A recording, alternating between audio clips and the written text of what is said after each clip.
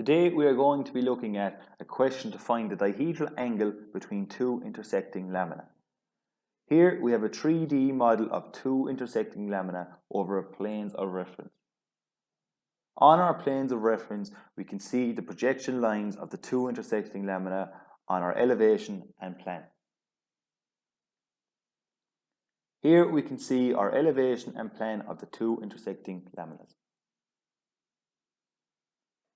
The question we are looking at today is taken from the Leave Insert DCG book. It gives us the coordinates for our intersecting lamina. Underneath you can see the completed question that we will be doing today. In the question we are given the coordinates of points A, B, C, D, E and F. We take the coordinates of A, B and C and place them onto our page after we draw our XY line. We then join A, B and C in plan and elevation to give us our first triangle. We then carry out the same procedure for D, E and F. This gives us our two lamina in plan and elevation. Pause the class now and give the students the chance to set up their page correctly with a border and title block. Tell them to set up the coordinates given in the question and set up the two lamina in plan and elevation. We now want to find the dihedral angle between the two lamina. Our first step is to take a level line from point C across to our new line AB. This gives us point 6 on our drawing. Where this level line crosses our second triangle, sides FD and ED, we label the points 4 and 5. Emphasize the importance of labeling each point in the question. This will make the question a lot easier to follow and should prevent confusion when drafting the question. From point 6, we drop a vertical line straight down the plan until it hits the line AB. From here, we extend a line from point C out through point 6 in plan. We then drop points 4 and 5 in elevation vertically down to plan onto their corresponding lines FD and ED to give us two new points in plan. We now join up these points and extend down towards the line C6, where these two lines cross gives us 1 point that we can find the line of intersection between the two lamina. Give students time to carry out this section of the drawing, as some students may need longer than others to figure this out. Run through procedure again with students if they are struggling to grasp the concept. We now carry out the same procedure for the second lamina in the question. We take a level line from point E, and where this hits the line FD gives us point 3. We then drop point 3 vertically down to plan until it hits the line FD again to give us point 3 in plan. Where this level line that we took hits the sides A, B and BC on our first lamina, we take these 2 points and mark them as point 1 and 2. We drop these 2 points down vertically to our plan until they hit their corresponding sides AB and BC. This gives the points 1 and 2 in plan. Ensure all students are labelling points to avoid confusion. We now join point E in plan to point 3. We also join point 1 to point 2 and extend it until it hits the line E3. Where these two lines meet gives us a second point that we can find the lines of intersection between the two lamina. With this point just got and the point got in slide 7, we now join these two up with a construction line. Somewhere along this line is a line of intersection between the two lamina.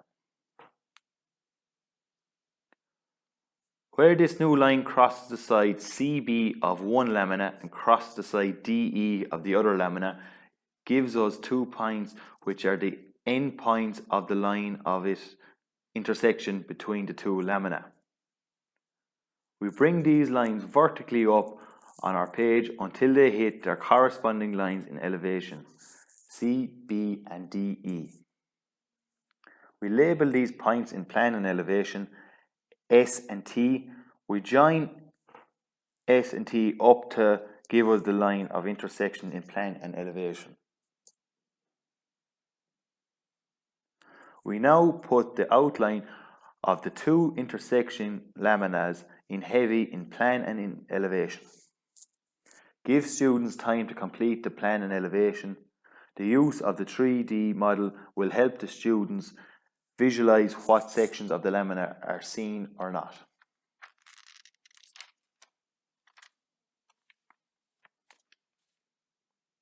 Teacher stops the demonstration here and allows the students to complete the drawing of the line of intersection. This also gives you a chance to go back over any elements of the question the students struggled with so far.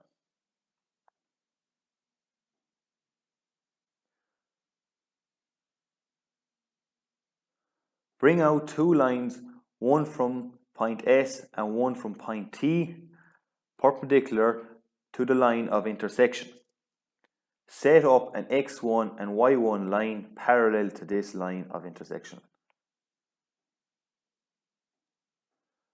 Bring up all your points from plan parallel to the line from S and T. We are now drawing our first auxiliary. Here you should pause to probe students about where they get the heights for an auxiliary view. Go back 2 views to get heights. Take heights and mark them off using a compass. This stage of the drawing tends to confuse students, so make sure to allow time to walk around and observe each student's drawing. Join up the corresponding points to get your finished first auxiliary drawing.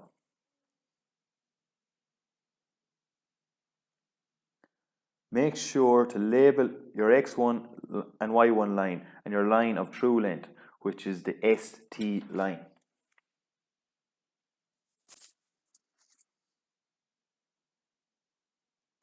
Look along your line of true length, ST, and bring out a construction line. Set up an X2, Y2 line at 90 degrees to this line.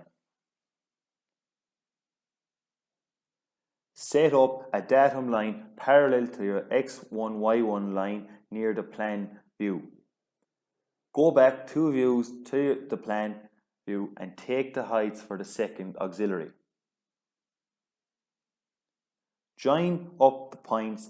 You should explain to the students here that if their second auxiliary isn't 2 straight lines crossing each other, they have gone wrong somewhere earlier in the drawing. The angle between these 2 straight lines crossing is your dihedral angle. Get students to label this using an arrow.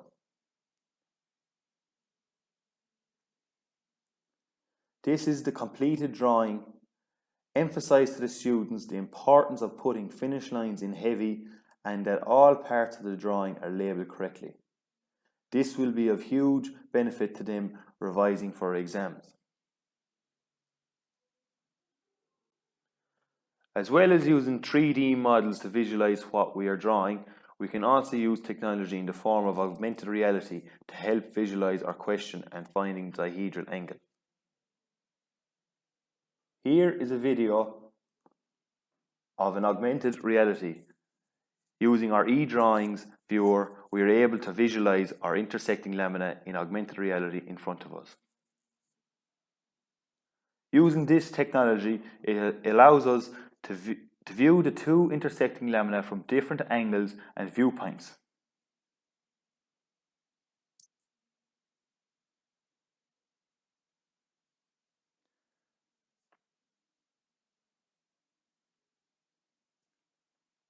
This completes our podcast on finding the dihedral angle between 2 intersecting laminas. Thanks for watching.